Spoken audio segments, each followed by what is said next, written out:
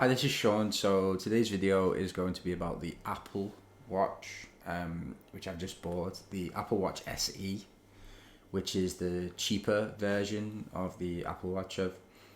I've meant to buy one for a while actually. I'm a fan of Apple products. This video is being recorded on a MacBook Pro. I've got an iPhone. I'm well and truly entrenched in in the Apple ecosystem, and I've always liked the design, but I've been a bit hazy and skeptical about it because I don't really like smartwatches. I don't like the idea of them, for a few reasons really, and I don't think they are watches. Um, and yeah, but I bought one because I've wanted one for a while. I've always wanted to try one, and I've never tried one. I've owned a couple of Garmin smartwatches that I used to use to track runs and things like that because I quite like running. Um, and I eventually sold both of those, and they didn't really do it for me. They were okay, but there was quite a lot wrong with them. Um, so I bought an Apple Watch this week. And I'm just making a video about what it is and what it's for, and how it impacts upon watches in the traditional sense, a mechanical watch or a quartz watch, as that may be. Um, so yeah, I bought the Apple Watch SE. I think it came out last year, and allegedly Apple have no plans to release another SE this year, which means this is the latest model, and it was £150 new. It was like reduced for some reason, and yeah, £150 for an Apple Watch is really good. I'm gonna do a full review. This is more about what it's for, what the Apple Watch is for, and how it impacts upon watches. So I've been wearing two watches. So I've got a Cartier Tank Must on my left wrist, and an Apple Watch SE on my right wrist. And I think the difficult thing is with having an Apple Watch is once you've put it on, you don't want to take it off. And I've been reading a little bit about it today, and basically it's people, you want you to do your 10,000 steps, and you want to know how your sleep's been doing, and things like that. My sleep's awful, incidentally. And I would not choose to wear this watch above this watch, and I wouldn't choose to wear it above most of my watches. Um, so it got me thinking, really, what is a watch actually for? And it's a really daft thing, because we all know what a watch is for. A watch is for telling the time, but it isn't, because this watch is more accurate than this could ever hope to be. Even though this is quartz, it can tell you the time in every place in the world, so it's a GMT. It has functions and functionality that most watches could never dream of. So if you're just looking for a watch for practical reasons, to tell the time and to provide with information, then the Apple Watch is hands down a better watch than any other, basically. So it's had me like reevaluating, I guess, a little bit what a watch is for and what it means. So a watch for me is a piece of jewelry.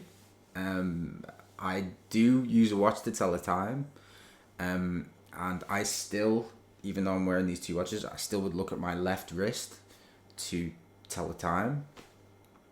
But the reason I really wear them is because of the way they look, and the object, the beauty of the object.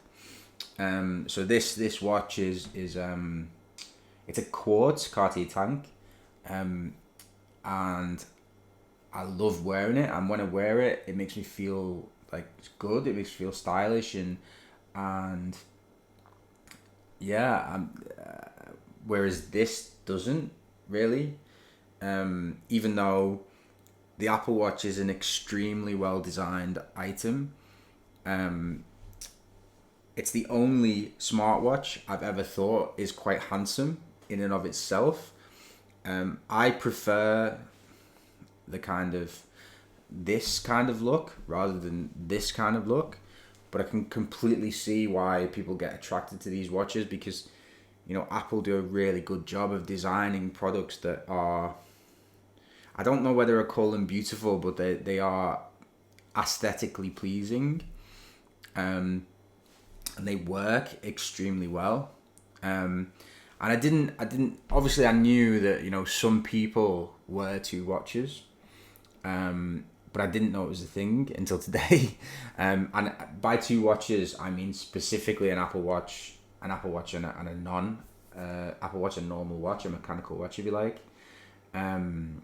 So there's an article in Hodinkee, which is on my screen now, and it's Double Wristing, a guide for the perplexed, and there's basically all sorts of different ways in which you can wear an Apple Watch with a normal watch. So I guess this one is an example of high and low.